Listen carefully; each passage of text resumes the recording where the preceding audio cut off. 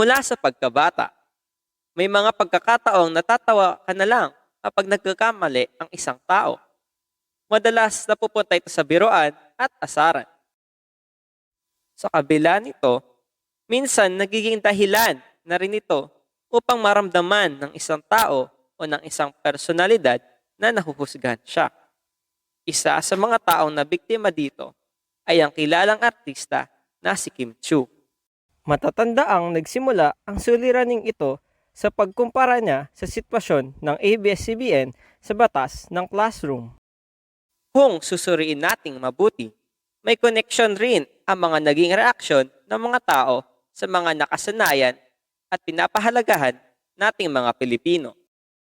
Maikokonekta na rin natin dito ang ekspektasyon ng mga tao na dahil isa siyang kilalang personalidad, dapat may sapat na kaalaman at impormasyon siya sa mga kasalukuyang issue upang makapagbigay ng isang maayos na opinyon. Dahil sa pagiging sikat at pagiging kilala sa ibang larangan, dahil sa kahusayan, ay mataas ang nagiging tingin ng mga tao sa isang kilalang personalidad. Kadalasan, nagiging idolo rin sila ng iba.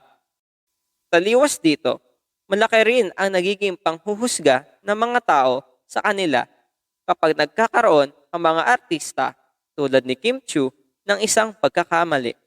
Dito, lumalabas ang ilang mga ekspresyon tulad ng, "Maganda nga siya, mangmang naman."